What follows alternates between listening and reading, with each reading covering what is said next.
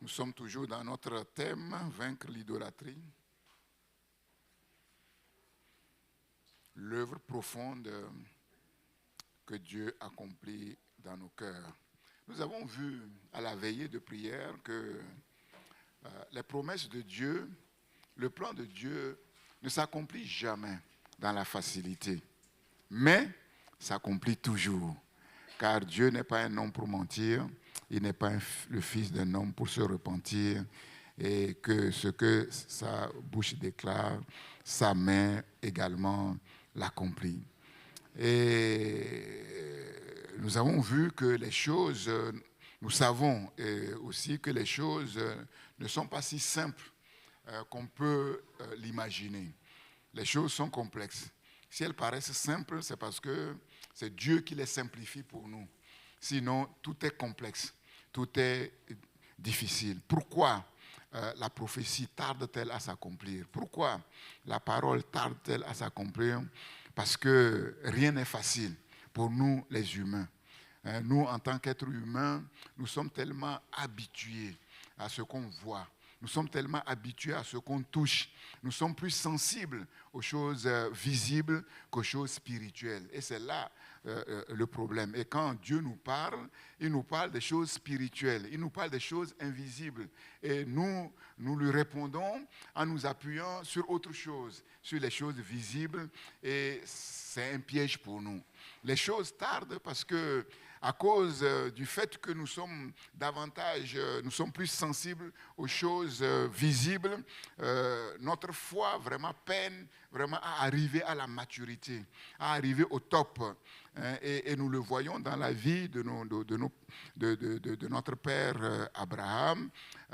Nous avons vu que rien n'était facile pour cet homme qui est le pilier de la foi, qui est le modèle de la foi.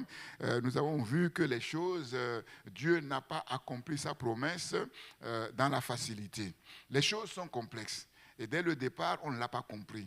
On a cru qu'il suffit simplement de proclamer qu'on a foi en Dieu et puis qu'on soit sincère et puis c'est fini, quoi. Et puis les choses se passent. Et les années passent et les choses ne se passent pas.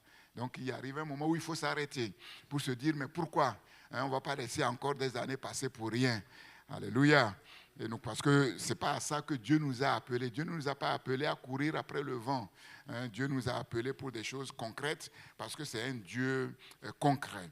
Donc les choses que nous sommes en train de partager avec vous, comme je l'ai dit, ce sont des choses techniques mais ô combien importantes. Des choses qui nous montrent la complexité des choses, afin que notre approche de Dieu ne soit pas superficielle, que notre approche de Dieu soit à la mesure vraiment des enjeux. Parce que nous ne sommes pas à la maternelle, nous ne sommes pas à l'université, nous sommes dans la cour des grands. Nous sommes dans une grande école. Alléluia. Nous avons fait du chemin avec le Seigneur et le Seigneur veut que nous puissions avancer à eau profonde. C'est à eau profonde que nous pouvons jeter les filets et pouvoir voir la puissance de Dieu se manifester de manière extraordinaire. Nous pouvons déclarer les promesses de Dieu, entendre la parole de Dieu, déclarer que nous avons foi à la parole de Dieu.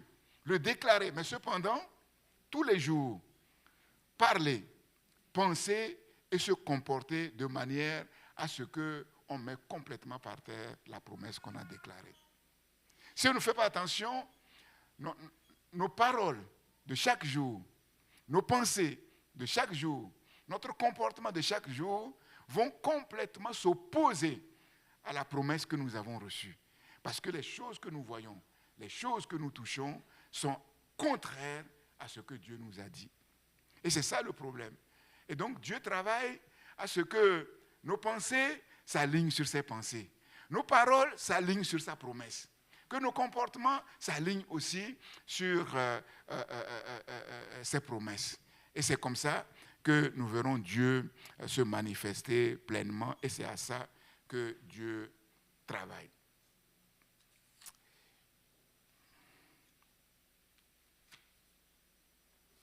Nous avons vu que quand on se convertit au christianisme, on se convertit avec notre vision du monde. On se convertit avec une vision du monde. Et la vision du monde dans laquelle nous étions, avant de nous convertir, en fait, elle n'est pas transformée instantanément, de manière radicale. Les habitudes dans lesquelles nous étions avant de nous convertir, si vous regardez bien, ces habitudes n'ont pas complètement changé tout d'un coup radicalement. Il y a certaines choses qui ont changé, mais il y a d'autres choses qui n'ont pas véritablement changé.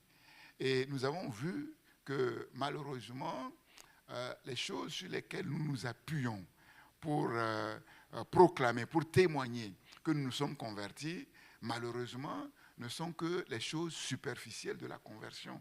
Et on ne savait pas. Nous, on pensait que le fait de venir à l'église tous les dimanches, là, ça prouve qu'on est converti. Celui qui était alcoolique, qui ne boit plus, c'est comme si là, tout est complètement changé. Celui qui fumait, qui ne fume, on a vu que tout ça, là, c'est les choses superficielles. Le cœur est plus profond que ça. On peut arrêter de fumer, on peut ne pas boire de l'alcool sans que les couches profondes de notre cœur, de notre conscience, de notre être intérieur changent véritablement. Et c'est ça, effectivement, sont ces choses qui sont un piège pour nous et que Dieu travaille effectivement à aligner sur l'être nouveau qu'il a fait de nous au travers de Jésus-Christ. Nous allons voir quelle est la place de la conscience dans la structure de la personnalité. Nous avons vu que la personne humaine est caractérisée par 3 structures fondamentales très importantes. L'être intérieur, l'homme ou la femme intérieure, le cœur et la conscience. Le cœur et la conscience. La place de la conscience dans la structure de la personnalité. En fait, la conscience touche toutes les couches profondes de notre personnalité. La conscience touche également toutes les couches profondes de la culture et aussi de la religion. La conscience se développe depuis la petite enfance. C'est depuis l'enfance, la petite enfance, que la conscience se développe et aussi en fonction du contexte culturel. En fonction de la culture dans laquelle nous sommes nés, dans laquelle nous grandissons et au travers de laquelle aussi nous sommes éduqués. Les spécialistes disent que la conscience peut être focalisée sur les règles. Il y a des personnes dont la conscience est focalisée sur les règles. Vous savez que conscience, c'est connaître avec. Connaître avec quoi? Il y en a, ce qui est important pour eux, c'est vraiment les règles. Donc leur conscience est focalisée sur les règles. Et d'autres, leur conscience est focalisée sur les relations. Selon que notre conscience soit focalisée sur les règles ou sur les relations, nous n'avons pas le même comportement en fait. Nous n'avons pas le même comportement. Quand elle est focalisée sur les règles, qu'est-ce qui est important pour la personne? On va voir, quand on regarde la vie de la personne, on va voir que pour elle, ce qui est important, en fait, c'est la loi. La loi. Le droit de la personne. Et, en fait, ils sont très sensibles à la culpabilité. Puisque ce qui est important pour elles, ce sont les règles, le droit et la loi. Donc, la culpabilité est une notion très importante pour ces personnes-là. En fait, pour ceux dont la conscience est fixée sur les règles, c'est l'individu qui est au centre de la vie. C'est l'individu qui est au centre de la vie. Donc, comme j'ai dit, ce sont des choses techniques. Donc, s'il y a quelque chose que vous n'avez pas compris, il faut me poser des questions. Il n'y a pas de problème. Il faut m'arrêter. C'est l'individu qui est au centre, ainsi que la recherche de l'accomplissement personnel. C'est-à-dire que la personne n'est pas intéressée au succès de l'autre. C'est son succès qui est très important. La recherche de l'accomplissement personnel, et aussi ce sont des personnes qui ne craignent pas de perdre la face. Ils ne craignent pas de perdre la face, ils ne craignent pas de réussir, ils ne craignent pas de perdre la face. Mais quand la conscience est focalisée sur les relations, Ce qui est important, c'est la communauté. C'est la famille. Moi, je peux être rien, mais tant que la famille va bien, tant que la communauté va bien, ça va. Donc, vous comprenez tout de suite que, en fonction de la chose sur laquelle la conscience est focalisée, vous n'aurez pas les mêmes comportements dans l'église. Vous n'aurez pas les mêmes comportements dans l'église. Celui dont la conscience est focalisée sur la relation, il va chercher toujours la communion. La communion fraternelle, on est une famille. Voilà, il travaille pour l'intérêt communautaire. Mais celui dont la conscience est focalisée sur les règles, il ne cherche que son épanouissement personnel. Il vient dans l'église pour chercher tout ce dont il a besoin pour réussir, pour atteindre son but. Celui dont la conscience est focalisée sur les relations, il est à la recherche d'un statut. Il est à la recherche d'un statut. L'harmonie communautaire, le prestige, la prospérité, le bien-être de la communauté. Donc, pour ces personnes-là, l'honneur collectif est la priorité des priorités. L'honneur collectif est la priorité des priorités. Nous avons un exemple, il y a quelques années, les caricatures de Mahomet. On a vu ce que ça a suscité dans la communauté juive. C'était inacceptable. C'est l'honneur de comment? Non, j'ai dit communauté musulmane, oui. Communauté musulmane, très bien. Vous suivez. Voilà. Vous avez récupéré un peu de la veillée. Tout ce que ça a suscité, terrible. La communauté a été vraiment offusquée. Parfois aussi, la conscience, il y a des personnes dont la conscience est focalisée sur les deux. Tantôt sur les règles, tantôt sur les relations. Sur les relations. La conscience est tellement enracinée dans les profondeurs de la personnalité humaine qu'elle ne change pas de manière automatique et radicale lors de la conversion. C'est ça. On va le voir. On va le voir. La conscience est tellement enracinée. Ce sont des choses qui ont pris place dès la tendre enfance. Parfois même de manière inconsciente. On n'a même pas conscience de ces choses. Et quand on se convertit, puisqu'on n'a pas conscience de ces choses, comment voulez-vous qu'on travaille pour que ça change? On ne peut pas travailler pour que quelque chose change dont on n'a pas conscience. Donc ce n'est pas évident, ce n'est pas si évident que cela. Le changement est progressif et nécessite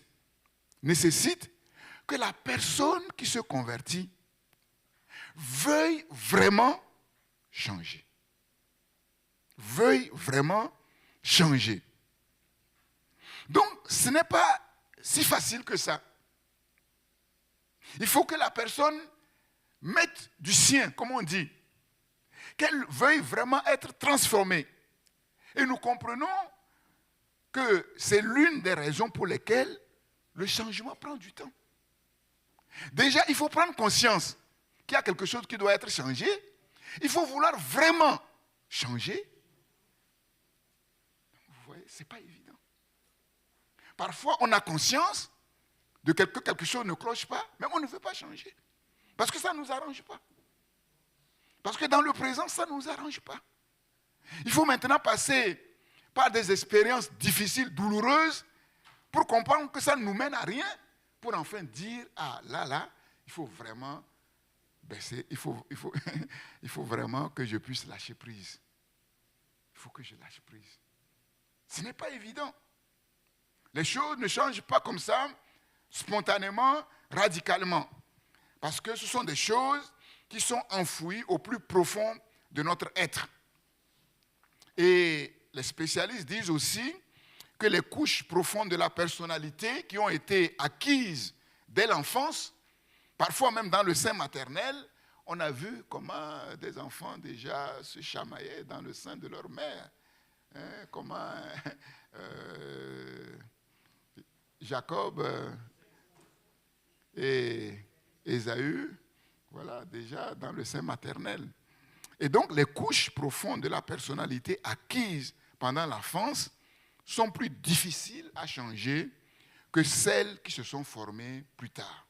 Pourquoi?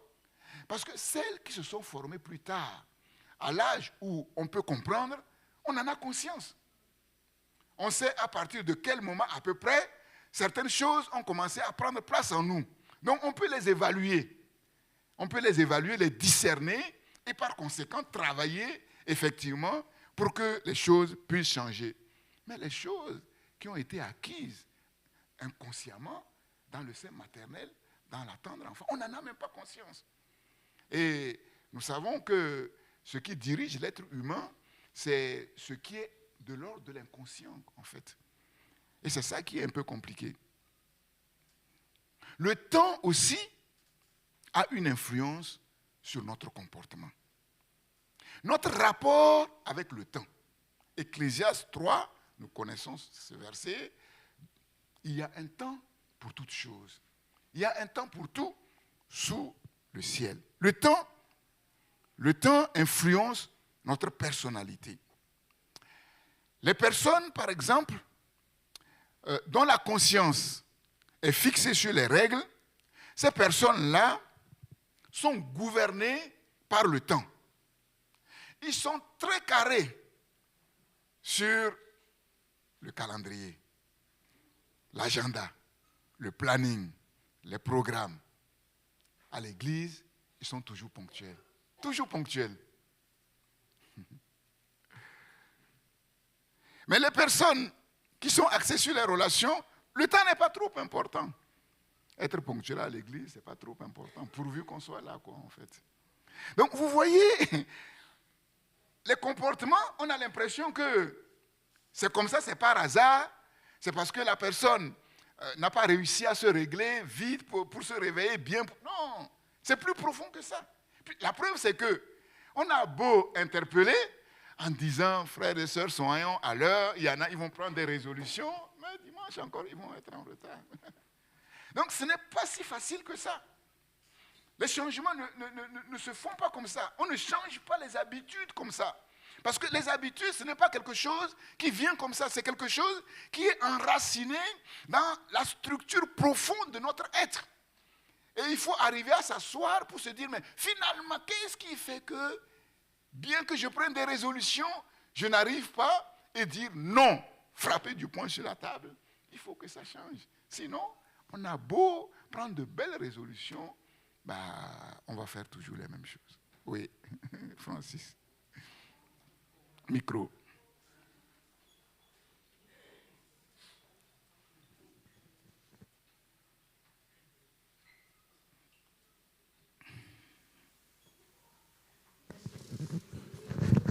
Oui, je voudrais savoir si l'éducation joue un rôle dans le comportement. Oui, ça joue, on va voir. Oui, ça joue, puisque quand on parle de l'enfance, automatiquement, on parle de l'éducation. Oui, ça joue un rôle fondamental. C'est tout ça, là, ça rentre dans le cadre global du culturel. Donc, les personnes qui sont axées sur les relations, le temps n'est pas trop important. Le temps n'est pas trop important. L'important pour elles, ce sont les relations, les choses qu'on vit ensemble. Quand ils arrivent à l'église, même si on est en prière, pour cette personne-là, faire des accolades avec les frères et sœurs, ignorer la prière, bavarder un peu avant de se mettre en place, bon, pour eux, c'est normal.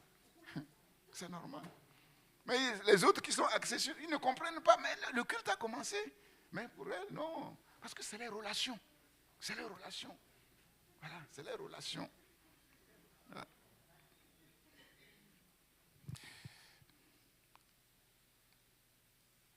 Il y a des personnes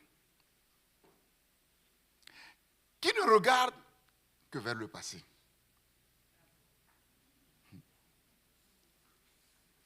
Ils sont toujours dans le passé. Ah, c'est que c'était beau. Quand on était au village, là, on était libre. On pouvait courir partout. Voilà.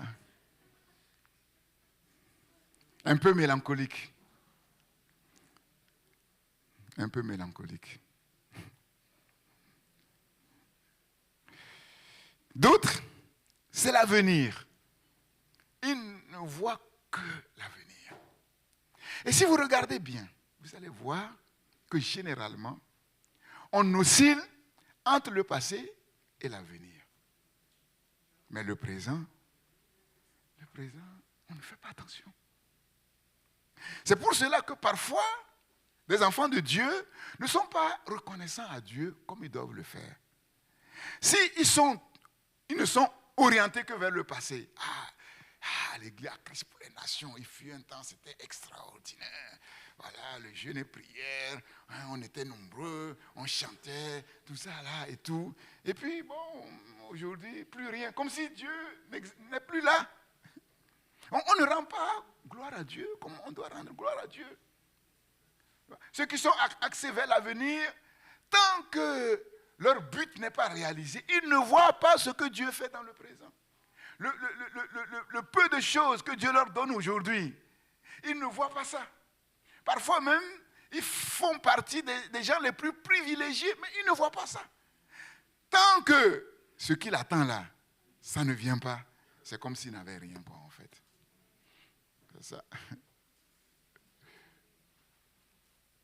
Vous vous souvenez, Marthe et Marie, quand leur frère est mort, Seigneur, si tu avais été ici, le passé, si tu étais là, si tu avais été ici, mais mon frère ne serait pas mort. Mon frère ne serait... Mais maintenant, je sais que, vous allez voir, elle va revenir maintenant sur le présent, mais sans rester sur le... Maintenant, je sais que tout ce que tu peux demander au Père, il le fera pour toi. Jésus dit, mais ton frère ressuscitera. Oui, je sais, il va ressusciter quand tu vas venir. Non, elle passe du passé à l'avenir. Et pourtant, il y a un point dans le présent. Il dit, je sais que tout ce que tu vas demander, même aujourd'hui, au Père Céleste, il te l'accordera. Mais Jésus dit, enlevez la pierre. Oh, il sent déjà. Mais Seigneur, ce n'est pas possible. Contradiction. Contradiction. Donc, on oscille.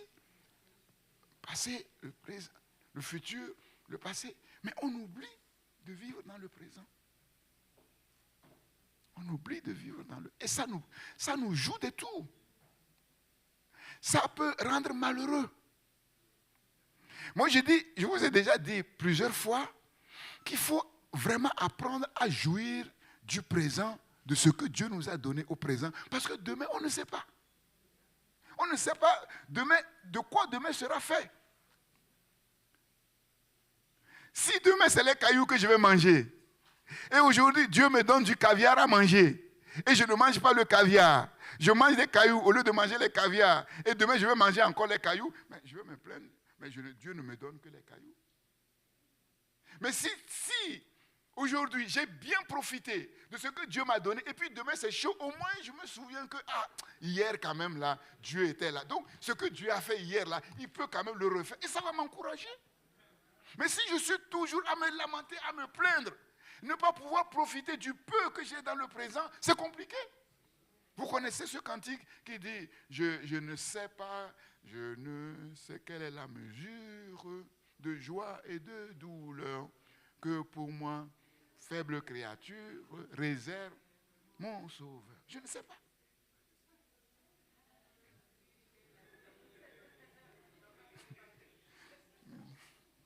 C'est ça. Donc, comme je ne sais pas, donc j'apprends à me réjouir vraiment quand Dieu me donne de me réjouir. À fond. Et si vous voyez, c'est comme ça que Dieu fait. Israël est parti dans le désert, c'était chaud. Et subitement, c'était Élim, l'oasis. Ouais. Comme ça, on sait que ce n'est pas pour rien que Dieu nous fait passer par le désert. Ce n'est pas pour rien que Dieu nous fait manger les cailloux. Parce qu'on sait que Dieu est capable de nous faire passer dans l'oasis. Dieu est capable de dresser une table devant nous, en face de nos ennemis, qui vont grincer des dents et nous ne pourrons rien faire. Apprenez à vivre dans le passé. Dans le présent. C'est vous qui avez récupéré, mais apparemment, il semble que votre pasteur n'a pas encore récupéré. Pourtant, je me suis couché tôt hier, hein. Mais je me suis réveillé aussitôt, c'est ça, comme d'habitude. Que je disais quoi là? Après, apprenez à vivre à fond dans le présent. Dans le bon comme dans le mauvais. Quand dans le présent, je dois passer par le désert, il faut que je vive à fond mon désert. Pour ne pas redoubler. Pour ne pas redoubler, il faut vivre à fond. Si Dieu veut que je mange des cailloux aujourd'hui, que je mange bien les cailloux, que mes dents là soient touchées un peu, que je sache ce que c'est que manger les cailloux, pour dire moi, je ne voudrais plus jamais manger les cailloux. Voilà. Mais si Dieu veut que je mange du caviar, que je mange la nourriture des grands, je vais bien manger. Voilà. Demain, quand ça va chauffer là, je vais dire, je vais me souvenir, et ça va m'encourager. Mais malheureusement, une fois qu'on a dit ça, après chacun va se comporter selon sur quoi sa conscience est axée. Si on ne travaille pas dessus pour en être libéré, on a beau le comprendre. Mais on va rentrer chez soi et rebelote, on va vivre comme... Voilà. On a de beaux habits, mais ils sont accrochés dans les placards. Mais pour qui? Et on porte toujours les mêmes choses. On a la belle vaisselle et on mange toujours dans les plats anciens, fatigués. Et parfois, il y en a, ils sont fendillés, mais les assiettes, les belles assiettes, c'est pour qui? On attend toujours la belle occasion qui n'arrive jamais. Qui n'arrive jamais. C'est la folie. C'est la folie. C'est la folie. C'est la folie. On ne vit pas. On ne vit pas. Donc, vous voyez, ces choses, elles sont techniques, mais très importantes. C'est elles qui nous ouvrent les yeux. Ce n'est pas proclamer, ouais, Jésus est Seigneur, Jésus. Non, tu as beau proclamer tout ça là. Une fois que tu as fini de proclamer là, comment tu vas vivre là? C'est ce qui se passe dans ton cœur que tu ne vois pas. Que tu ne vois pas.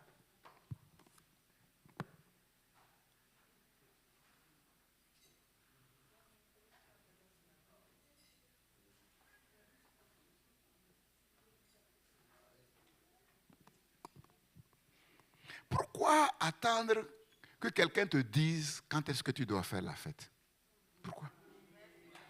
Pourquoi? Ça, je ne l'ai jamais compris.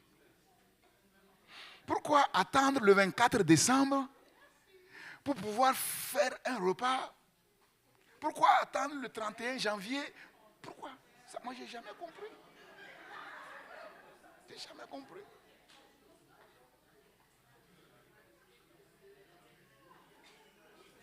Et donc, si on ne fait pas attention, on va reproduire les mêmes choses, on va enseigner les mêmes choses à nos enfants, et nos enfants vont poursuivre les mêmes choses. Rebelote. Pourquoi? Pourquoi? Quand c'est possible, la fête, c'est du 1er janvier au 31 décembre. 1er janvier au 31 décembre.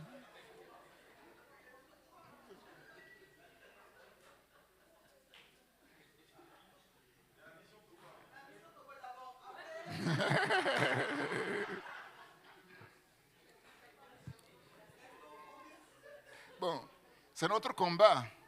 Notre combat, ce n'est pas, comment dirais-je, c'est d'avancer sur tous les fronts. Que l'un n'empêche pas l'autre. Et que chaque chose a sa place et chaque chose a son importance. Donc, parce que entre nous, déshabiller Paul pour habiller Pierre, est-ce que c'est bien? Non, normalement, ce n'est pas bien, mais c'est quand c'est difficile qu'on est obligé, quand on analyse et qu'on se dit, bon, finalement, si on habille Paul, c'est un peu mieux que... Mais déshabiller Pierre pour habiller Paul, c'est pas bien. Il vaut mieux habiller Pierre et habiller Paul. Donc c'est ça notre défi. C'est ce que la parole de Dieu nous dit, c'est le défi de la parole de Dieu. La parole de Dieu dit que Dieu veut que vous soyez bénis de telle manière que, possédant toujours, en toutes choses, de quoi satisfaire à tous vos besoins, vous ayez encore davantage pour l'œuvre de Dieu. Donc c'est ça que nous devons poursuivre, c'est ce que je disais dimanche. C'est ça que nous devons poursuivre. C'est ça la mesure de Dieu. Maintenant, les autres, parce qu'on ne peut pas faire autrement, c'est pas la mesure de Dieu. C'est ça la théologie de l'accommodation dont je vous parlais. Hein. Ça, c'est pas la mesure de Dieu. La mesure de Dieu, on l'a vu, Dieu, il multiplie le pain pour nourrir des foules. Mais quand les foules sont nourries, il en reste encore. Il en reste encore. Parce que sinon, on va limiter Dieu. On va tomber dans les raisonnements. Mais c'est facile de limiter Dieu. Malheureusement, il y a des enseignements légalistes qui nous poussent dans ce sens-là. Ah, il faut se serrer la ceinture. Et puis, voilà. Franchement, ce n'est pas facile. Hein? Pour se libérer de ces forteresses-là, ce n'est pas facile. Donc, vous croyez que Dieu au ciel, là, qui est riche, pour tout ce qu'il invoque, qui est propriétaire de tous les biens. Vous croyez que lui, il est joyeux de voir ses enfants bien serrer leur ceinture pour pouvoir, en gémissant, donner à son heure. Mais c'est le monde à l'envers.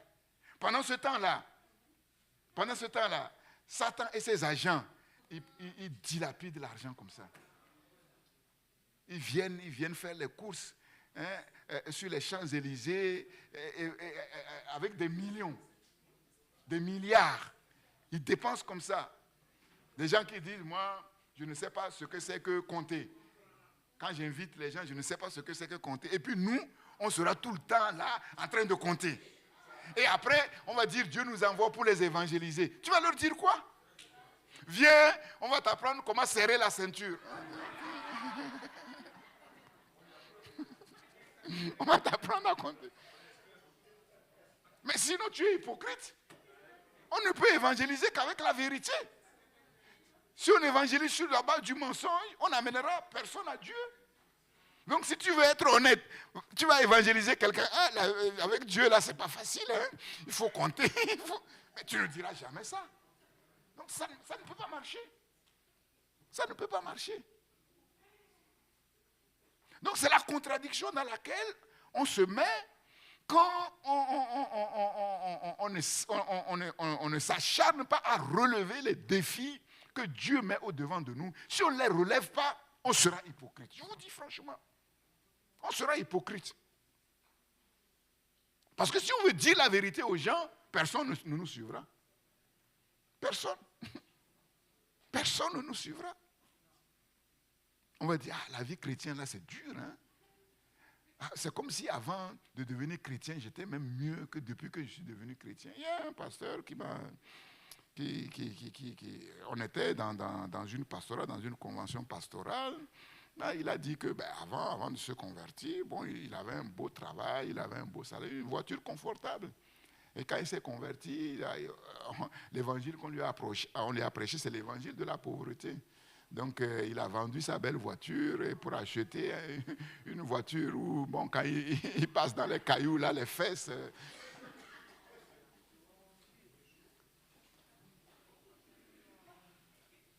C'est l'évangile de la pauvreté, malheureusement, qu'on a prêché. Bien sûr, on va voir. Il ne s'agit pas de prêcher l'évangile de la prospérité, mais il s'agit de prêcher la vérité de la parole de Dieu. Et nous voyons clairement au travers de la parole de Dieu que ce que Dieu poursuit, on a vu la vie de nos pères en la foi, ça n'a pas été facile. Mais regardez dans quoi ils ont vécu. Abraham, ça n'a pas été facile. Mais regardez dans quoi Abraham a vécu. C'était un prince. Job, ça n'a pas été facile. Mais Job, après, c'était plus qu'un prince, c'était plus qu'un roi. David, ça n'a pas été facile. David était multimilliardaire. Joseph, ça n'a pas été facile. Daniel, ça n'a pas été facile. Mais regardez leur vie. Donc, ce n'est pas facile, mais ce n'est pas pour rien que ce n'est pas facile. Donc, il faut le comprendre. Donc, si nous, on reste simplement dans ce n'est pas facile, on ne pourra pas évangéliser. Si Joseph était resté en prison, il était mort en prison, quel témoignage il allait donner à sa génération? Dieu m'a donné une grande vision et finalement je suis mort à la prison. Alors que Dieu ne voulait pas qu'il meure à la prison. Et si Joseph ne sort pas de la prison, il n'a pas de témoignage. Il n'y a pas de témoignage.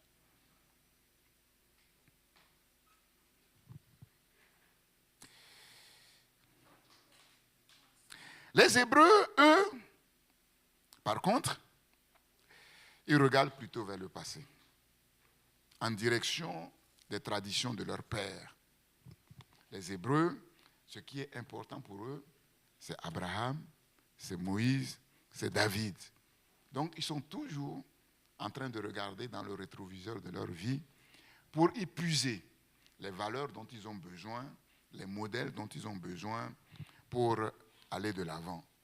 Par exemple, dans Psaume 143, verset 5, le psalmiste dit « Je me souviens des jours d'autrefois, je médite sur toutes tes œuvres, je réfléchis sur l'ouvrage de tes mains. » Et puis Ésaïe 46, 10, « J'annonce dès le commencement ce qui doit arriver. » Donc ce qui doit arriver a déjà été annoncé dans le passé. Donc pour savoir ce qui doit arriver dans l'avenir, il faut retourner dans le passé. Donc la parole de Dieu nous amène aussi à revenir vers le passé. Et le Seigneur nous dit, souviens-toi de ton Dieu. Je dis, mes arrêts subsisteront et j'exécuterai toute ma volonté.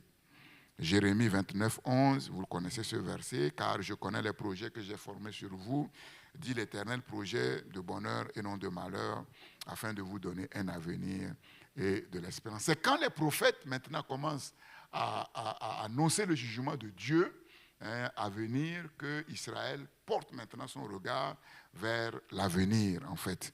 Sinon, Israël regarde toujours effectivement en arrière.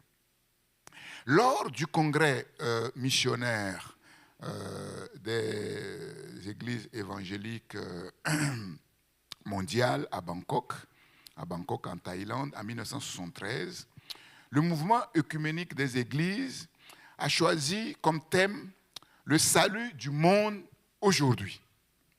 Le salut du monde aujourd'hui. Ils se sont focalisés sur l'aujourd'hui. Et donc tout de suite, il y a eu des conséquences. Suite à ce congrès, le Conseil a soutenu effectivement des mouvements révolutionnaires, en particulier des églises dans le sud de l'Afrique, afin de les soutenir dans le présent pour hâter la venue du salut de ces peuples. Donc, en fonction de notre rapport avec le temps, selon que ce soit le passé, le présent ou l'avenir qui est important pour nous, ce n'est pas la même approche que nous avons. Ce n'est pas la même stratégie, effectivement, que nous avons. Et nous allons voir que, j'ai parlé tout à l'heure du mouvement de l'évangile de la prospérité. L'évangile de la prospérité, lui, quant à lui, est fondé, en fait, sur une notion plutôt culturelle du salut, mais dans le présent, aujourd'hui. Dans le présent, aujourd'hui.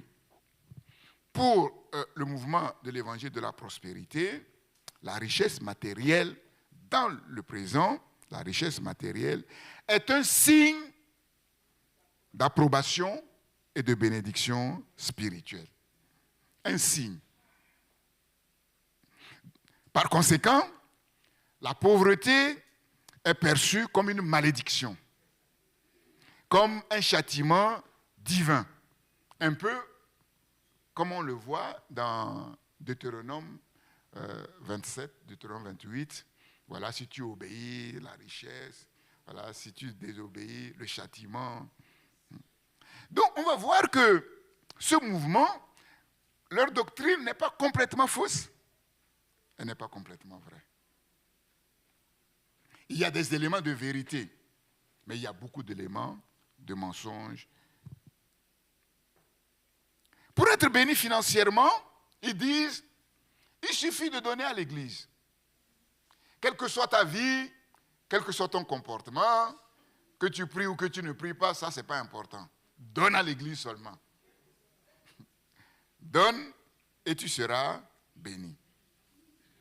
Mais nous savons que la prospérité biblique, il y a une prospérité biblique. Et le mot qui nous parle de la prospérité biblique dans l'Ancien Testament, c'est le mot shalom. Et je vous ai dit que shalom va bien au-delà que la paix. Shalom, c'est être bien, c'est être dans la paix, c'est le bien-être. Le bien-être physique, moral et spirituel. C'est ça la prospérité divine, la prospérité biblique, qui va bien au-delà des richesses matérielles et financières, parce qu'elle concerne l'être humain tout entier. C'est ce qu'on appelle le salut holistique. L'être humain tout entier, l'esprit, l'âme et le corps. L'argent est important. Le matériel est important. Mais l'argent n'est pas tout. L'argent n'est pas tout. L'argent ne peut pas acheter la paix. L'argent ne peut pas acheter la santé. L'argent ne peut pas acheter le bonheur, même s'il y contribue d'une certaine manière. Mais les médicaments, on sait, c'est pas ça qui va te guérir. Le médecin, il te soigne, mais c'est Dieu qui guérit. On a vu des gens arriver dans des hôpitaux, on a cru que c'est comme ça, quoi. Ça va passer comme une lettre à la poste, mais ils sont restés. D'autres sont venus, on a dit, là, c'est pas possible, mais ils sont sortis. Donc, les médecins, ils voient tous les jours des miracles. S'ils étaient sincères, ils passeraient à la télévision pour dire, voilà, on dit qu'on est médecin, on est spécialiste, mais la vie, là, nous dépasse infiniment. Mais ils ne le feront pas, parce qu'il faut qu'on les considère comme des demi-dieux. L'argent peut acheter tous les livres de philosophie dans le monde, toutes les encyclopédies, mais l'argent n'achètera jamais la connaissance ni la sagesse. L'argent n'achètera jamais ni la connaissance ni la sagesse. Mais pour les partisans de l'évangile de la prospérité, ils disent que si tu as une foi sincère, tu dois être en bonne santé. Tu ne peux pas être malade. Tu ne peux pas mourir jeune. Je me souviens, quand on était au studio 26, à côté de la mairie, pour ceux qui y étaient, à côté de la mairie d'Aubervilliers, on avait reçu un pasteur qui prêchait et qui a dit que non, quand on a la foi, on vit longtemps, c'est impossible de mourir jeune. J'étais obligé de l'arrêter, mais pour expliquer que non, Jésus est mort à 33 ans. Voilà. C'est tout. Sans aller, Jésus est mort à 33 ans.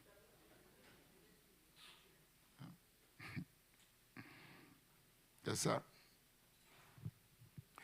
Pour eux, si on a la foi, on doit être toujours en bonne santé, jamais malade, on doit vivre longtemps et toujours dans le succès, jamais dans l'échec.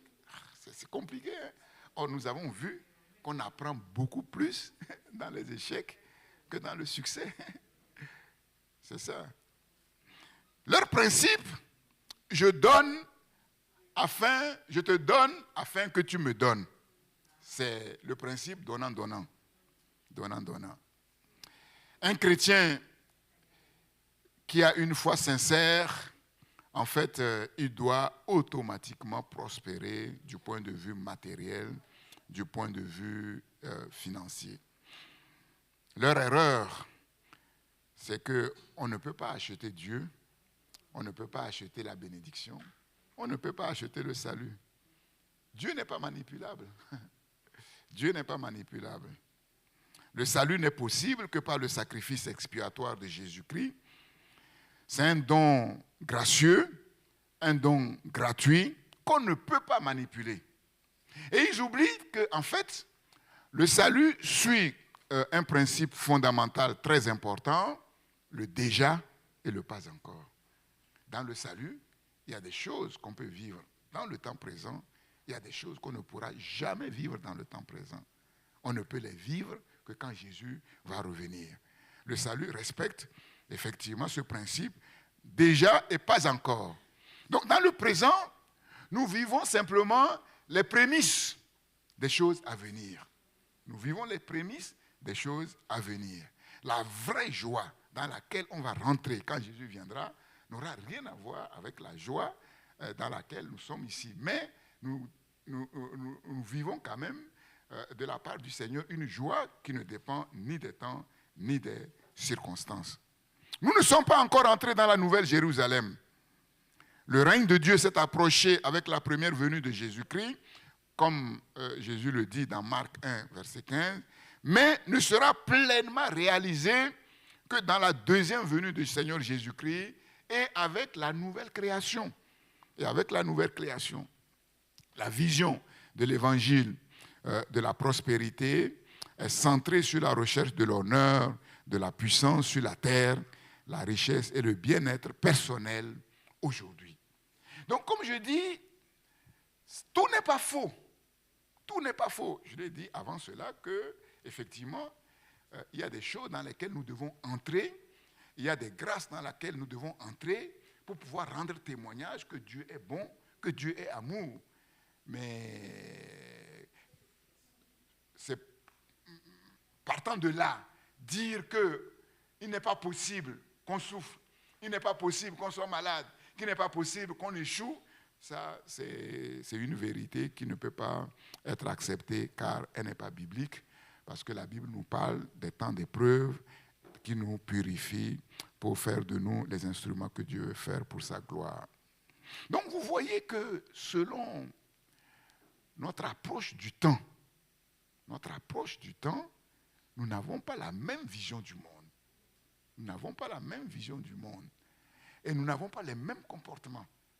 Nous n'avons pas la même manière de vivre et de voir les choses. Aujourd'hui, on constate que, malheureusement, la vision du monde de la majorité de la population mondiale penche malheureusement plus vers l'évangile de la prospérité que vers le vrai évangile.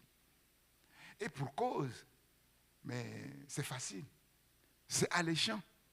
Dire aux gens, viens à Jésus, tu vas voyager, tu seras guéri, tu vas avoir tes papiers, tu vas te marier, tu auras des enfants, tu seras riche, mais c'est facile. C'est facile. L'évangile à l'eau de rose, beaucoup d'églises et beaucoup de pasteurs, malheureusement dans le monde, même dans le monde évangélique, ont adopté cette théologie. Et c'est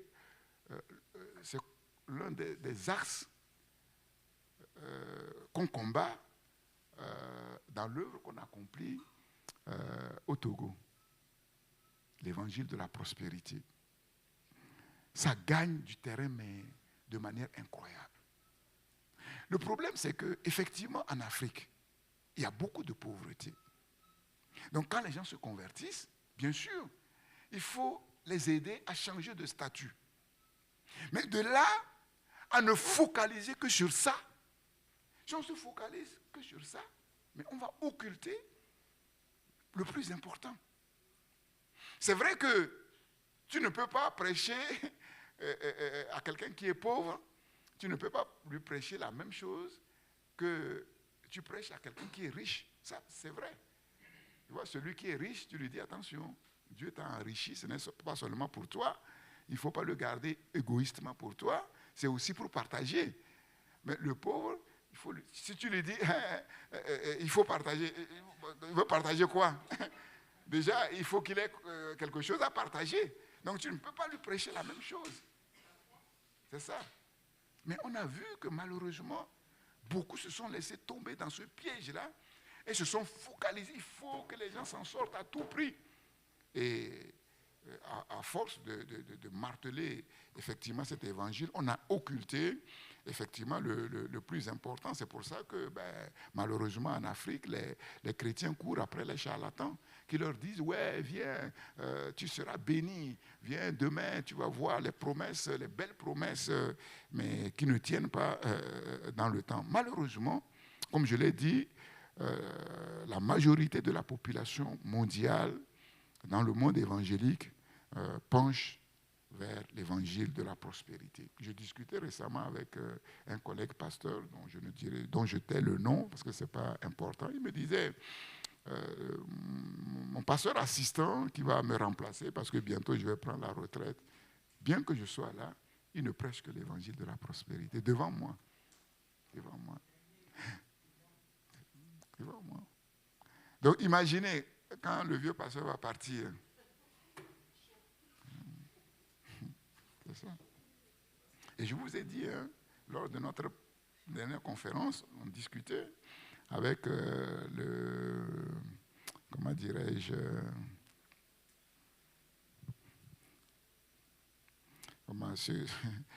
le doyen qui enseigne dans la faculté théologique pastorale des Assemblées de Dieu. On discutait et effectivement, bon, je lui disais qu'aujourd'hui, de nos jours, le problème, ce n'est pas que l'Église n'est pas enseignée. On est surenseigné. Les connaissances se sont éclatées. On peut dire aujourd'hui la connaissance est vulgarisée au travers des médias, au travers des réseaux sociaux, au travers des livres. Les bibliothèques sont remplies de livres. Parfois, on me dit d'écrire un livre. Je dis, mais je vais écrire un livre, pourquoi? Il y a déjà trop de livres. Si je dois écrire un livre, il faut que ce soit Dieu lui-même qui me dise d'écrire pour quelque chose. Ça ne sert à rien des livres, écrire des livres pour des livres. Les livres, il y en a déjà trop. Tu vois? Le problème, ce n'est pas la connaissance. Ce n'est pas la formation. Et il a dit oui, effectivement, j'acquiesce. Le problème, c'est ce qu'on en fait. C'est ça le problème. Et il m'a dit que les étudiants, quand ils viennent à la faculté, ils viennent pour une seule chose, avoir le papier. Parce qu'ils savent déjà, quand il va sortir, qu'est-ce qu'il va enseigner. Avant même de rentrer, pour être enseigné, pour être formé, lui, il sait ce qu'il va enseigner. Mais seulement, il faut qu'il cherche un papier. Le papier qu'on dit, lui aussi, il est docteur. Lui aussi, il a la maîtrise. Puis, un pasteur me racontait qu'il y avait une conférence pastorale au Nigeria, je crois, si je ne me trompe pas, un pasteur américain qui est venu. Donc, avant de commencer son enseignement, il a dit, quels sont ceux qui ont les doctorats? Tous les pasteurs nigérians se sont levés. Il a dit, c'est vous qui gâtez l'œuvre de Dieu au Nigeria. Parce que la plupart ont acheté leur diplôme. Acheté leur diplôme. Docteur. C'est ça. Bon, et comme on n'a pas besoin de diplôme pour être prophète, bon, on s'auto-proclame prophète. Non, tout le monde est prophète. Tout le monde est apôtre.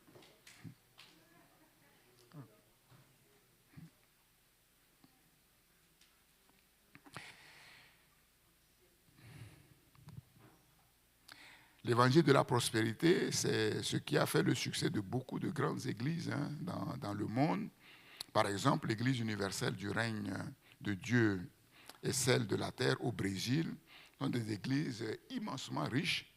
El Shaddai aux Philippines, l'église chrétienne des rachetés du Nigeria, l'église kimbanguiste en RDC. Leurs succès viennent de ce qu'ils prêchent l'évangile de la prospérité. La section africaine du groupe de travail de Lausanne a écrit ceci dans leur congrès mondial pour l'évangélisation du monde. Nous nous demandons si le christianisme populaire n'est pas souvent une superstructure syncrétiste. Une superstructure syncrétiste. Le syncrétisme, c'est l'une des gangrènes de l'Église aujourd'hui. Il y a l'évangile de la prospérité, il y a le syncrétisme. Le syncrétisme, c'est quoi? C'est le mélange. Voilà. On va à l'église et on va chez les charlatans. On fait des sacrifices à l'église, on donne ses 10 000 offrandes, et après, on va sur la colline, on égorge aussi le sacrifice de mouton pour les ancêtres. C'est ça, le syncrétisme. Et on reviendra. Le problème, c'est que si Dieu ne fait pas son œuvre en profondeur dans nos cœurs, nous sommes tous syncrétistes. Parce que le syncrétisme, c'est quoi? C'est le mélange de plusieurs cultures. Déjà, le mélange de plusieurs valeurs, le mélange de plusieurs systèmes. Vous voyez? C'est ça le syncrétisme. Moi, je me souviens, quand j'étais arrivé en France, au début, à un certain moment, j'ai fait une crise d'identité. J'ai eu une crise d'identité. Je me suis rendu compte que l'Occident ne fonctionnait pas comme l'Afrique, que la France ne fonctionnait pas comme le Togo. Mes amis m'invitent. Ah, Daniel, viens, on va aller au restaurant. Je me prépare, on va au restaurant, on mange bien. Et à la fin, on dit, mais il faut payer. Mais c'est toi qui m'as invité. Tu m'invites au restaurant, tu ne sais pas si j'ai quelque chose dans ma poche ou pas. Tu ne me dis pas que c'est moi qui vais... Non, en Afrique, mais tu ne vas pas inviter, dire à quelqu'un, je t'invite dans un restaurant, et à la fin, il faut payer. Jamais. Jamais. Donc, je me suis rendu compte que ces deux cultures opposées. Bon, même complémentaires, hein, mais opposées. Et que je ne pouvais pas fonctionner avec les deux. Et j'ai eu un choix à faire. Et j'ai fait le choix de rester humain. Moi, j'ai fait le choix de rester humain. Vous voyez ce qui arrive là. Ceux qui font le choix d'autre chose, ils deviennent des clowns. L'Africain, pour qu'il soit intéressant, il faut qu'il soit un clown, qu'il fasse rire. Voilà, un singe. Il faut singer, il faut faire rire. Il faut accepter qu'on se moque de toi. Il faut accepter en douce que tu es inférieur. Voilà.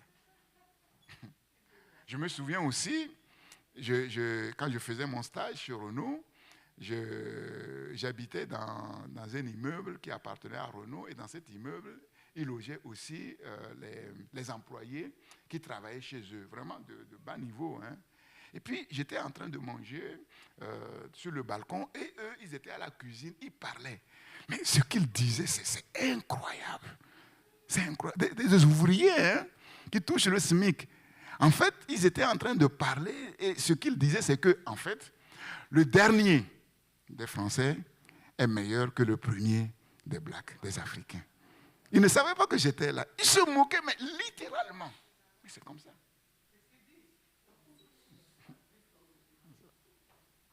Donc, ce n'est pas pour les juger. Ce n'est pas pour jeter la pierre, parce que si on inverse, si c'est nous qui étions à leur place, on agirait de la même manière. Mais seulement, il faut remarquer que c'est comme ça. Et qu'on est formaté dès l'enfance par ce qu'on nous a donné.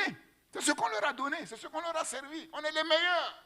Même si aujourd'hui la France peine, ils essaient quand même de rester debout, de faire comme si ils font partie de la cour des grands. Mais on voit que ce n'est plus ainsi. Depuis qu'ils ont commencé à perdre leurs colonies, nous tous nous savons que c'est avec les colonies qui faisaient de l'excédent au niveau du commerce international, pas avec les grands pays. Donc c'est devenu compliqué. Et quand on entend sur les médias des grands dire, oui, les Africains, s'ils veulent leur indépendance, laissez-les. Et ils oublient tout ce qu'on a fait pour eux. Vous avez fait quoi? Rien que piller. Quand on voit qu'une nation n'a pas le contrôle de sa monnaie, mais c'est grave. On décide unilatéralement de dévaluer, mais c'est grave. On met tout un pays par terre. On met tout un pays par terre. Dit, mais tout ce qu'on a fait pour eux, qu'est-ce qu'ils ont fait? Rien.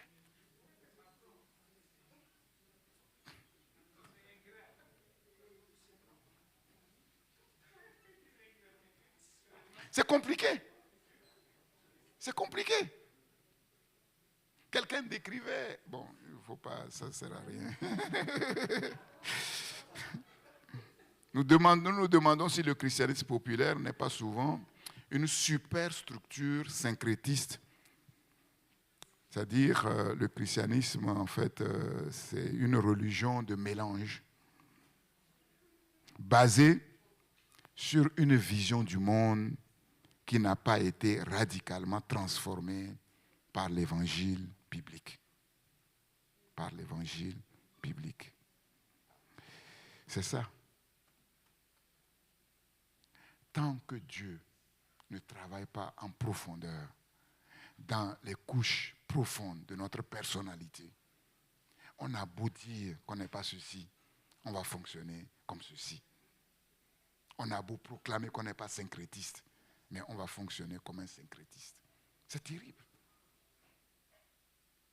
Donc maintenant, nous comprenons pourquoi dès le début, Dieu dit, je suis en train de faire une œuvre en profondeur dans vos cœurs, de telle manière que quand les gens vont vous voir, ils vont dire, mais ces gens, mais ils ne parlent pas comme les autres, ils ne se comportent pas comme les autres, ils ne sont pas comme les autres. Les choses deviennent claires. Vous voyez, parfois Dieu donne une prophétie, mais on ne comprend pas tout comme ça de manière globale. C'est quand Dieu agit petit à petit, on dit waouh. Et si on ne fait pas attention, on va prendre ça comme une parole de plus, alors que c'est quelque chose de fondamental et de stratégique pour notre vie, pour l'Église et pour notre destinée. Pour notre destinée. Dieu ne travaille pas en surface. Dieu ne peut pas travailler en surface. Et on ne peut pas parler de Dieu en surface. Ce n'est pas possible. Les gens souffrent trop. Aujourd'hui, la tragédie, il y en a partout. L'identité et la vision du monde, notre identité. Qui es-tu? Qui suis-je? Et vous savez que cette question, elle est fondamentale. Si tu ne sais pas qui tu es, tu ne peux pas savoir qui tu peux devenir. Tu ne peux pas. Tu ne peux pas. Si tu es un enfant d'un richissime,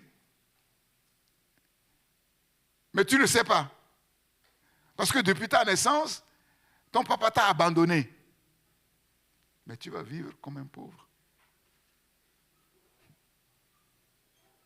Je connais un multimilliardaire, en fait, qui a été séparé de sa mère à sa naissance. Et aujourd'hui, ce multimilliardaire, il ne sait pas qu'est-ce qu'elle est devenue sa maman. Peut-être qu'elle est dans son pays en Afrique, en train de mourir de faim, mais elle ne sait pas qu'elle a un fils qui est multimilliardaire. Et son fils ne sait pas comment la retrouver. C'est compliqué.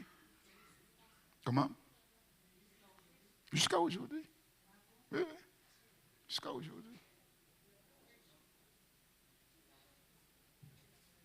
Donc, si tu ne sais pas qui tu es vraiment, tu ne peux pas travailler pour devenir ce que tu dois devenir. Comment tu peux prétendre être finalement un prince régnant du royaume de Dieu si tu ne sais pas que tu es enfant de Dieu? C'est la base. Tu ne peux pas être prince de Dieu si tu n'es pas enfant de Dieu. Maintenant, si tu prétends être enfant de Dieu, maintenant, quelqu'un qui prétend être prince régnant, parce qu'il se dit enfant de Dieu, et qu'en vérité, il n'est pas enfant de Dieu, est-ce qu'il va être... Jamais. Tu as beau jeûner du 1er janvier au 31 décembre, tant que tes jeûnes vont simplement faire que tu deviennes enfant de Dieu d'abord. Tant que tu ne deviens pas enfant de Dieu, tu ne pourras jamais prétendre être un prince régnant. Donc c'est compliqué. Moïse a dit, qui suis-je? Crise d'identité. Il a dû trancher. Si Moïse, en se posant cette question, était convaincu qu'il était à 100% un Égyptien, il n'aurait pas fait ce qu'il a fait. Il n'aurait pas fait ce qu'il a fait. Il ne va pas risquer sa vie pour rien. Égyptien, et tu vas combattre tes frères pour sortir des esclaves, il faut être fou. Il faut être fou.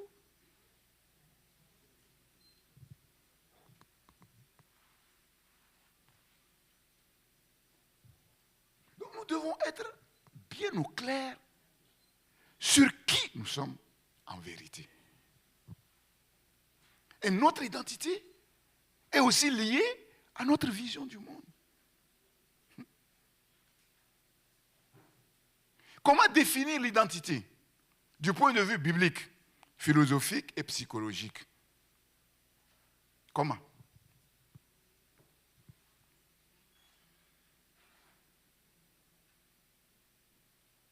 La vision du monde a un rôle central dans notre identité. Parce que, en fait, notre identité est façonnée, formatée par notre vision du monde. L'identité, généralement, est définie par des facteurs comme les rôles, les activités. Il y en a, ils se définissent par ce qu'ils font, par leur travail. Voilà pourquoi beaucoup, quand la retraite approche, ils tremblent. Parce qu'ils vont devenir quoi? Rien. Rien. Leur identité, c'est le rôle, les activités. Certains, c'est les lieux dans lesquels ils vivent, les rites, les coutumes. Il y en a, chefs coutumiers, il y en a au village, ils sont quelqu'un. Ils arrivent à Paris, ils ne sont rien. Ils viennent avec leur boubou là à Paris. Leur barbe là respectée là. Tu viens ici, tu n'es rien. J'ai un ami qui me disait qu'un jour, il a vu un grand ministre du Togolais qui roule dans une grosse Mercedes, vraiment respecté à Lomé. Et puis il était là, puis là il a vu, il était à Paris. Puis il était là, il voulait traverser la rue. Il regardait à gauche.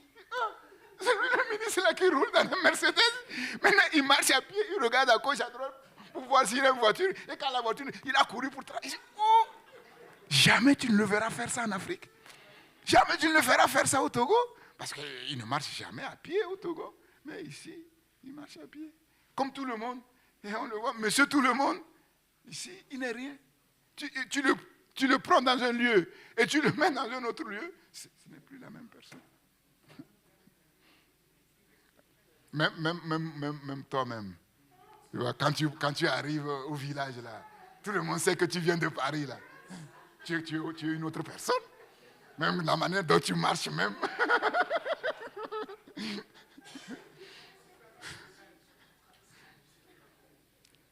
Il y a des jeunes filles, elles jouent à la française, là, tu les vois, ils font des cheveux comme ça. Il y a rien. Ils prennent l'accent français. Ils voient la marchande qui vend les fruits d'igname.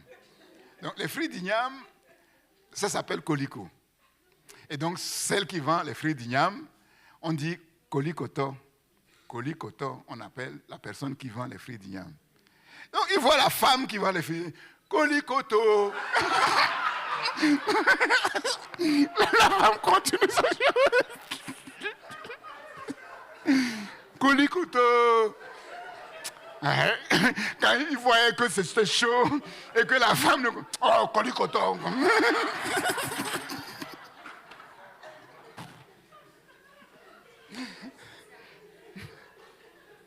C'est ça.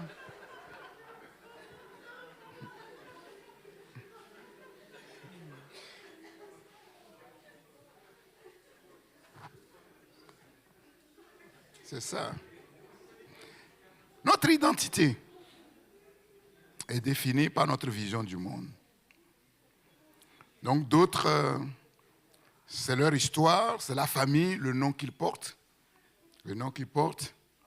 Il y en a qui ont honte de leur nom, d'autres sont très fiers de leur nom. Donc, mon frère, comment tu t'appelles? Non, laisse tomber. Laisse tomber. Laisse tomber comment?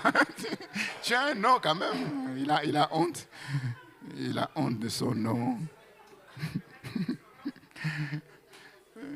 Tellement que finalement, ils se définissent par leur oncle. On dit, non, je suis le neveu de monsieur. Non, c'est pas. Parce que le monsieur, lui, il est haut placé. Bon. Parfois la langue, la race. L'identité ne se construit jamais seule. L'identité, c'est l'interaction de plusieurs facteurs qui nous construisent. Voilà pourquoi c'est très difficile de savoir vraiment qui on est. Voilà pourquoi Moïse, c'était compliqué. C'était très compliqué. Il a reçu dès l'enfance, puisqu'il a été confié effectivement sans le savoir. Vous connaissez l'histoire de Moïse, hein? Donc à sa vraie mère, et qu'il a été élevé selon les bases de la culture juive, mais il a grandi dans la culture égyptienne. La Bible dit qu'il était un homme puissant en parole et en actes. Bon, c'était un érudit, quoi, en fait. Donc finalement, il était perdu. Il était perdu. Donc il y a l'interaction de plusieurs facteurs qui font que ce n'est pas toujours évident de pouvoir réellement se définir comme il faut. Elle se construit aussi au travers des relations sociales, de l'influence des autres. Et on se rend compte que l'image qu'on a de soi a une grande influence sur notre identité. L'image qu'on a de soi. L'image qu'on a de soi, c'est vraiment très, très important. Voilà pourquoi on dit toujours aux parents, ne rabaissez jamais vos enfants. Ne dites jamais à vos enfants, tu ne réussiras pas, tu n'arriveras à rien, parce qu'à force de dire ça, l'enfant va avoir une mauvaise image de lui, et effectivement, ça va le suivre toute sa vie. Parce que l'image de soi a une grande influence sur notre identité. Elle joue un rôle crucial dans notre réussite, hein, notre influence au sein de la société. Quelqu'un qui a une mauvaise image de soi, il pense qu'il n'a aucun rôle à jouer dans la société. Il pense que personne ne pourra l'écouter et qu'il ne sert à rien. Et parfois, ça joue aussi sur les résultats scolaires. Elle influence la confiance que nous avons en nous-mêmes et aussi l'aisance qu'on a dans la société, à s'épanouir dans la société. Et elle joue aussi sur notre capacité à surmonter les difficultés dans la vie. Donc, quelqu'un qui a pas beaucoup, qui a une mauvaise image de soi, généralement, ce sont des défaitistes, quoi, en fait. Donc, ils n'arrivent pas à surmonter les problèmes de la vie et ils ont du mal à faire face aux défis de la vie. Du point de vue biblique, quelle est la base de notre identité? La base de notre identité du point de vue biblique, c'est Dieu lui-même. Pourquoi? Du point de vue de la création, la Bible dit que Dieu nous a créés en son image, selon sa ressemblance. Genèse 1, 27, 28. Donc, Genèse 1 dit que notre identité, en vérité, est cachée en Dieu. En Dieu. Du point de vue du salut, tous ceux qui croient en Jésus-Christ, qui l'ont accepté comme son sauveur, sont devenus une nouvelle créature. Une nouvelle création. Ils sont appelés enfants de Dieu. Ils sont appelés enfants de Dieu et appelés à devenir fils de Dieu. Donc, leur identité est cachée en Jésus-Christ. Leur identité est cachée en Jésus-Christ, qui est l'homme par excellence. Qui est l'homme par excellence. On a vu, hein, qu'est-ce que l'homme? Qu'est-ce que l'homme? Hein? Du point de vue missionnaire, nous sommes des envoyés de Dieu sur la terre, en quelque sorte, entre guillemets, des apôtres. Le mot apôtre signifie envoyé. Nous sommes des envoyés de Dieu sur la terre, des ambassadeurs du royaume de Dieu sur la terre, tout comme Jésus a été envoyé par le Père. Vous vous souvenez, dans Jean chapitre 20, verset 21, Jésus a dit, « Comme le Père m'a envoyé, moi aussi je vous envoie. » De la même manière. Donc, du point de vue missionnaire, notre identité est cachée dans notre vocation. Maintenant, du point de vue de la psychologie, l'identité est déterminée par les expériences du passé. Nous sommes, d'une certaine manière, comme définis ou redéfinis par nos expériences. Si elles sont bonnes, nous avons une bonne image de nous-mêmes et une identité, on pourrait dire entre guillemets, bonne, mais si elles sont mauvaises, nous aurons une mauvaise image de nous et une identité entre guillemets mauvaise. Nous sommes définis du point de vue psychologique par les expériences du passé, mais aussi par nos valeurs et par les systèmes de pensée. Il y a quelque temps, si vous vous souvenez, j'ai parlé des systèmes. système marxiste, léniniste, système capitaliste. Donc il y a beaucoup de systèmes, il y a plusieurs systèmes qui régissent en fait le monde et chaque système s'appuie sur des valeurs particulières. Et nous savons effectivement qu'il y a plusieurs systèmes et il y a plusieurs types de valeurs. Donc nous voyons tout ça. Regardez comment les choses sont complexes. C'est complexe. C'est des choses qui nous dépassent. C'est pour ça qu'on ne peut pas venir déclarer comme ça les choses et croire que c'est bon. Croire que c'est bon. C'est un peu de la folie. Et c'est ce qui fait malheureusement qu'avec l'âge, merci, avec l'âge, il y a de la déception. Parce qu'on est parti sincère, nos paroles sont sincères, et on s'efforce d'être sincère, mais on voit que ça ne bouge pas. Ou ça ne bouge pas comme ça doit bouger. Et les choses qu'on espère, qu'on a espérées, mais avec le temps, mais on ne les voit pas. Et si on ne fait pas attention, ça peut porter préjudice même à notre salut. Ça peut amener à remettre en question même notre foi si on est sincère. Et ce n'est pas bon. Ce n'est pas bon. Quand nous regardons un peu la vie de nos pères en la foi, nous voyons que c'est l'inverse. C'est l'inverse parce qu'ils sont partis dans la difficulté, dans la complexité. Ils ont compris, ils ont collaboré avec Dieu et vers la fin de leur vie, c'était un long fleuve tranquille. Parce qu'ils ont laissé à Dieu l'opportunité de faire son travail à fond. À fond. Ils n'ont pas été hypocrites. Ils n'ont pas fait semblant d'être enfants de Dieu. Ils n'ont pas fait semblant d'être serviteurs de Dieu. Ils n'ont pas fait semblant. Ce n'est pas devant les hommes, mais c'est devant Dieu. Le Dieu de vérité, que personne ne peut tromper, que personne ne peut duper. Les choses sont complexes. Et quand Dieu nous amène dans ces choses complexes, ce n'est pas pour se dire c'est compliqué, donc voilà, moi je baisse. Non.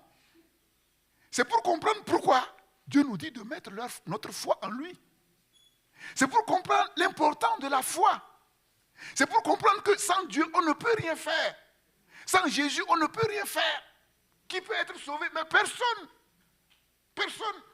Parce qu'en matière du salut, personne ne comprend rien. Personne ne comprend rien. C'est ça le problème.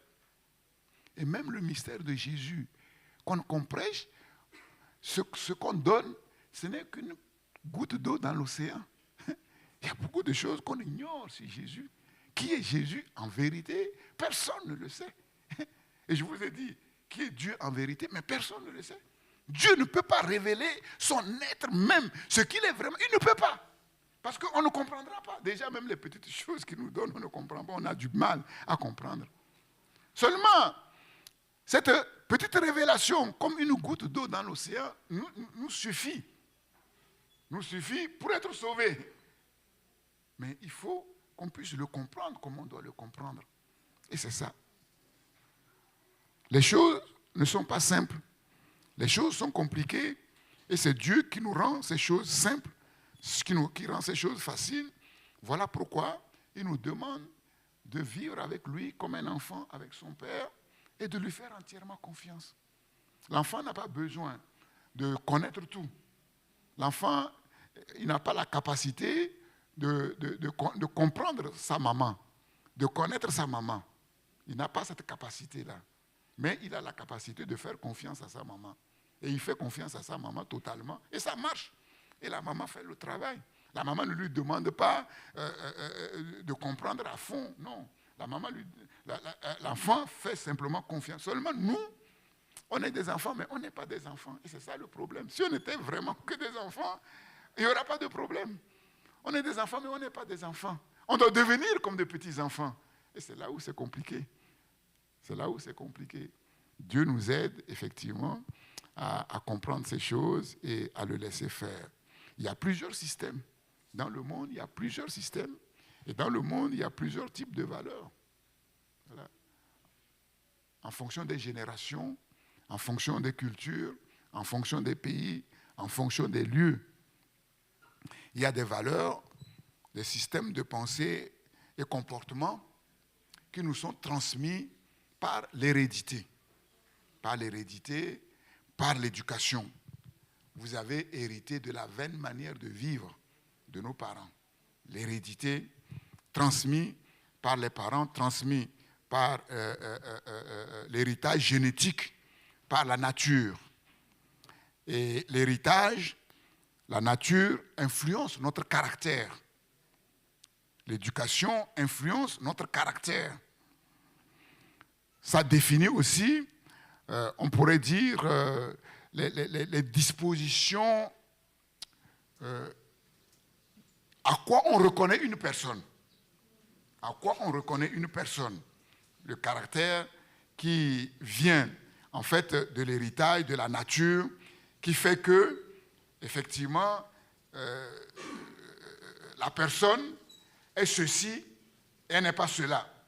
Et ça, ce pôle-là, c'est ce que les psychologues appellent le pôle fixe de l'identité, le facteur fixe de l'identité, parce que nous l'avons reçu de par la nature.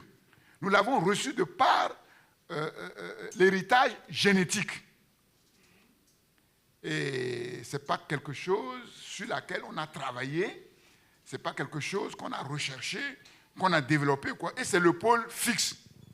Il y a aussi des valeurs, des systèmes de pensée et de comportement qui nous sont transmis par la société dans laquelle nous vivons. C'est ce que j'ai dit tout à l'heure. La culture africaine et la culture occidentale, la culture française, c'est pas pareil. C'est pas pareil. Donc il y a des choses, des systèmes, des valeurs, des systèmes de pensée, des valeurs de comportement qui nous sont transmis par la société. C'est l'influence de l'environnement, c'est l'influence de la culture. L'être humain subit l'influence des situations culturelles diverses. C'est l'histoire, en fait, de la personne. Il y a aussi les valeurs et les systèmes de pensée et de comportement transmis par la religion.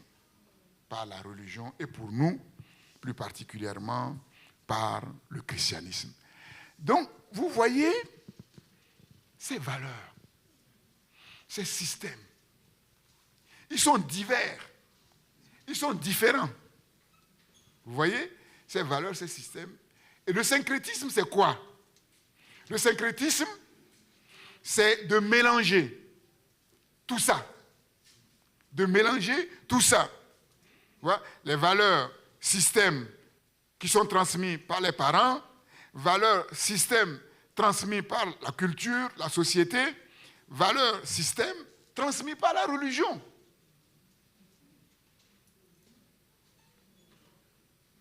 Et c'est ça le syncrétisme. En fait, sans le savoir, on est tous syncrétistes. On est tous syncrétistes. J'ai dit qu'à un certain moment, j'ai fait un choix. Mais aujourd'hui, je sais que je suis influencé par, d'une certaine manière, par la culture française. Parce que ça fait des années que je vis en France. Quand je vais au Togo, je ne suis pas la personne, je ne suis pas la même personne qui est partie du Togo pour venir en France. Ah non. Non. Qu'on le veuille ou qu'on ne veuille pas, on prend quelque chose. On prend quelque... Ce qui est même pire, c'est que même les choses que je mange, avant de venir en France, ce que j'aimais là au Togo, c'est pas ça que j'aime aujourd'hui. Le goût même varie. Ça va même très loin, puisque du point de vue de la nature, on perd même quelque chose dans notre corps, dans nos anticorps. Tu vois? C'est-à-dire que ce que nous mangeons fait que ce qui nous protégeait en Afrique, ça ne nous protège plus. Un Africain qui va attraper le palu, tu meurs. Hein? Ce n'est pas comme l'Africain qui est chez lui et qui attrape le palu comme... Non. Parce qu'on n'est plus immunisé. On n'est plus exposé au soleil tout le temps, comme on était exposé au soleil. Moi, je vois quand je rentre là, il y a beaucoup de rhumatismes qui s'en vont avec le soleil. Donc c'est sérieux. Donc ces choses, parfois indépendamment de nous-mêmes, nous influencent. Ça influence même notre être physique à l'intérieur. Le fonctionnement physiologique de l'être humain. À combien plus forte raison, nos pensées, notre système de pensée. C'est ça. Le syncrétisme, c'est la coexistence de plusieurs systèmes et valeurs. Et même la coexistence de plusieurs systèmes et valeurs après la conversion. Même après la conversion. Quand un BT se convertit, tu vas discuter avec lui, tu sauras. Tu vas pas, si tu connais le BT et le baoulé, tu discutes avec le BT, tu vas savoir que c'est un BT qui s'est converti. Ah oui, moi je vous dis franchement, c'est un baoulé qui s'est converti. C'est un évé. C'est un évé qui s'est. Un homme du sud, Togo, qui s'est converti, c'est un homme du nord, Togo. Ça ne change pas comme ça. Et c'est ça qui complique. On a vu au Rwanda les Tutsis, les Hutus qui se sont égorgés. Chrétiens, dans l'église. Dans l'église. Donc ils se sont convertis, mais ils sont restés Tutsis, ils sont restés Hutus. Ça. Mais on le voit. Ouais. Les Américains, ils ont beau dire, ouais, nous, on a eu des valeurs universelles. Ben, tu parles avec un Américain, tu sais que c'est un Américain. C'est un Américain. C'est un Américain.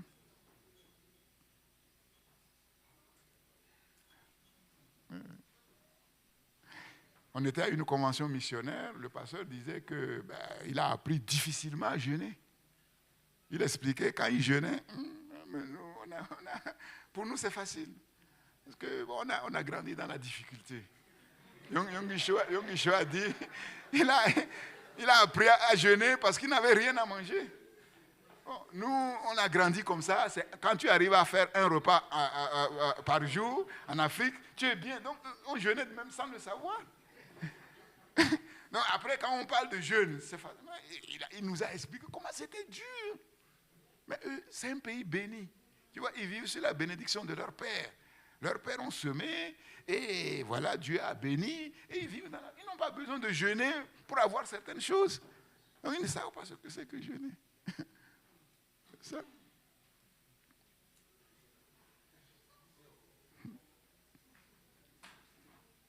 Donc, parce que on a grandi dans une culture syncrétiste, on véhicule sans se rendre compte des valeurs syncrétistes. C'est pour ça que c'est très important de faire une évaluation, une auto-évaluation critique à la lumière de la Bible. Et comme Paul dit, d'apprendre à amener toute pensée captive à l'obéissance du Christ. Et je vous ai dit qu'en vérité, la sanctification, selon le protestantisme de base, c'est d'apprendre à examiner ses pensées et à amener toujours ses pensées dans la lumière de la vérité de Dieu. C'est ça. C'est ça. Et quand on le fait, on voit tout de suite comment les choses sont complexes. Quand tu essaies d'examiner tes pensées, quand tu essaies d'examiner tes sentiments, quand tu essaies d'examiner ce que tu aimes, ce que tu veux, tu vois tout de suite qu'ils ne sont pas alignés sur Dieu, sur la parole de Dieu. Il y a certaines choses qui sont alignées, mais il y a d'autres choses qui ne sont pas alignées. Mais si on ne le fait pas, c'est compliqué. On n'a pas conscience. Dieu ne peut pas le faire. Dieu dit d'apprendre à amener nos pensées captives, c'est-à-dire à soumettre toujours nos pensées. Ce que je pense là, est-ce que ça vient de Dieu? Est-ce que ça vient du monde? Est-ce que ça vient de moi-même? Comment je vais le savoir? C'est la parole de Dieu. C'est la parole de Dieu qui va me donner, qui va être comme un filtre, comme un tamis, pour me dire, cette pensée est bonne, cette pensée n'est pas bonne. Et quand je vois que la pensée n'est pas bonne, je prends, d'une certaine manière, je dis non. Bon, je voulais dire je prends autorité, mais je n'aime pas trop cette expression, prendre autorité. Je n'accepte pas. Il y a des journées où je suis tout le temps en train de dire au arrière de moi Satan. Par rapport aux pensées qui viennent, dont je sais que ça ne vient pas de Dieu. Et comme Jésus a dit à Pierre, qui a parlé, et Jésus dit arrière de moi Satan, donc je sais qui inspire ces pensées qui ne sont pas bien, qui ne sont pas à la gloire de Dieu. Et si je dois le faire du matin jusqu'au soir, je le ferai. Si je l'accepte, mais c'est fini. Tout part des pensées. Si j'accepte une pensée comme vraie, donc je vais parler selon cette pensée que j'accepte. On ne parle pas comme ça. On parle selon ce qu'on pense. On parle selon ce qu'on pense. Donc, si j'accepte une parole comme vraie, alors une pensée comme vraie, alors qu'elle ne l'est pas, donc c'est comme ça que je vais parler. Et comment je parle, c'est comme ça que je vais me conduire. C'est ça qui va faire ce que je suis en vérité. C'est ça.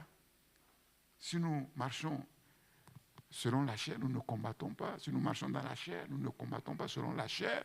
Mais les armes avec lesquelles nous combattons ne sont pas charnelles. Elles sont puissantes par la vertu de Dieu pour renverser les forteresses. Nous renversons tout raisonnement et toute hauteur qui se lève contre la connaissance de Dieu. Il y en a beaucoup. Et nous amenons toute pensée captive à l'obéissance du Christ. Et c'est comme ça que petit à petit les forteresses tombent. Et la vision du monde biblique prend place petit à petit. Ce n'est pas quelque chose qui s'installe comme ça, d'un coup, sans le savoir, par la puissance de Dieu, comme on l'a cru. C'est quelque chose qui se travaille en collaboration avec la parole de Dieu, avec Dieu et avec le Saint-Esprit.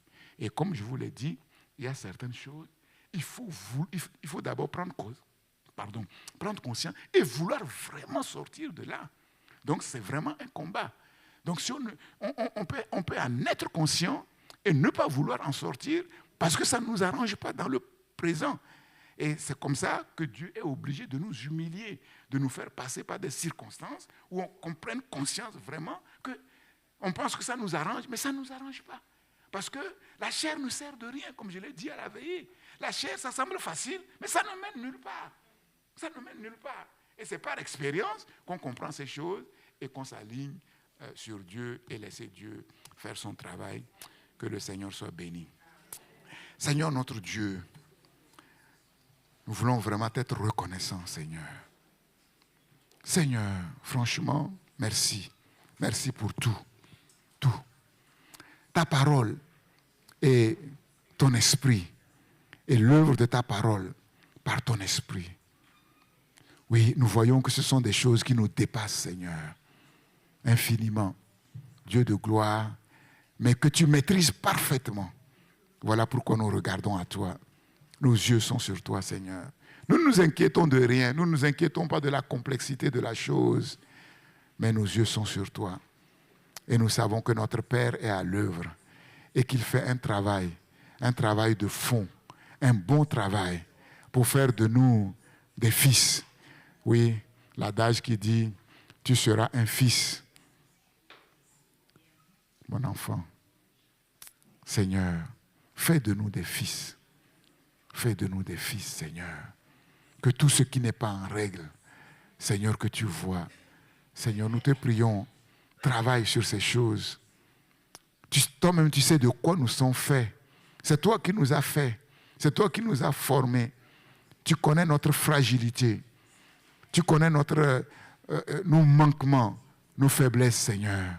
Oui, comme nous l'avons dit à la veillée, oui, c'est l'étonnement, la surprise d'Abraham entre vraiment la grandeur de la promesse, la noblesse de la promesse et la faiblesse et la fragilité des instruments à qui ces promesses ont été faites. Ô Dieu de gloire, nous ne voulons pas désespérer. Notre père Abraham n'a pas désespéré. Il a continué de croire envers et contre tout. Et tu as réussi ton œuvre.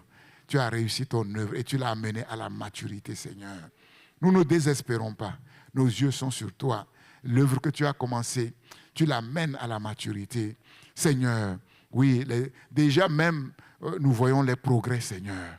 Nous voyons les progrès. Quand nous regardons nos vies, nous regardons dans le rétroviseur de nos vies, nous voyons que nous avons fait du chemin, Seigneur. Même si tout n'est pas encore arrivé à la perfection, tu nous as donné déjà de faire un bout de chemin. Seigneur, continue, Seigneur, ton œuvre, Seigneur, ô Dieu. Continue, Seigneur, ce chef-d'œuvre, Seigneur, ô Dieu, au nom puissant de Jésus-Christ. Nous voulons toujours nous regarder, Seigneur, en nous-mêmes comme rien et nous regarder en toi comme quelque chose de grand, de merveilleux, de glorieux, Seigneur. Père éternel, oui, accomplis, Seigneur, ton œuvre, Seigneur, ô Dieu. Les nations ont besoin de toi. Les nations ont besoin de la révélation de l'homme par excellence, Seigneur, sur la terre. Et c'est ce véhicule, Seigneur, que nous voulons apporter, Seigneur, cette terre. Seigneur, être les représentants du roi des rois, du Seigneur des seigneurs. Que les gens voient à la fois cette grande faiblesse, que les gens voient à la fois cette grande fragilité et en même temps ce trésor que nous apportons afin que toute la gloire soit à notre Dieu. Oh Dieu de gloire, sois béni, Seigneur, pour ton peuple. Je te prie pour tous ceux qui sont au bénéfice de cette parole et moi en premier, Seigneur, oh Dieu. Oh éternel, oui, Seigneur, considère que nous sommes le fruit de ta parole, Seigneur, oh Dieu. Tu n'as pas besoin de nous demander la permission pour faire ce qui est bien, Seigneur, dans nos vies, Seigneur. Fais-le, Seigneur, comme des parents parfois, ils voient leurs enfants, ils ne comprennent pas, mais ils savent comment agir de telle manière, Seigneur, qu'ils puissent, changer ce qui doit changer, Seigneur, sans demander la permission de leurs enfants, parce qu'ils savent que c'est pour leur bien, Seigneur, oh Dieu. Seigneur, nous ne pouvons pas tout comprendre, tu le sais mieux que nous, Seigneur, oh Dieu. Voilà pourquoi nous te donnons à l'avance toute permission de faire ce que tu veux, ce qui semble bon, que nous le comprenions ou que nous ne le comprenions pas. Au nom de Jésus-Christ, comme tu as dit aux disciples, ce que je fais aujourd'hui, vous ne le comprenez pas, mais un jour, vous allez le comprendre, Seigneur. Fais-le, Seigneur, comme tu l'as fait dans la vie de nos pères en la foi. Au nom de Jésus-Christ, Père, bénis, Seigneur, la fin de cette journée, de cet après-midi, Seigneur, toute cette journée, la semaine qui va commencer, Seigneur, oh Dieu, qu'elle soit sous ton regard, Seigneur, oui, que nos vies soient sous ta protection, nos maisons sous ta protection, Seigneur, au nom puissant de Jésus-Christ, Seigneur, que nous sortions, que nous soyons à la maison, et que ce soit sous ton regard, Seigneur, au nom puissant de Jésus-Christ, et que toute œuvre des ténèbres contre nous soit détruite par ta puissance, au nom puissant de Jésus-Christ. À toi la gloire, notre Dieu et Père, au nom de Jésus. Amen. Amen.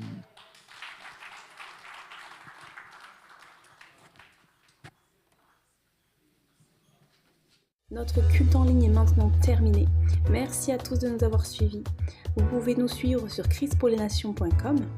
Nous vous souhaitons une excellente semaine. À dimanche prochain.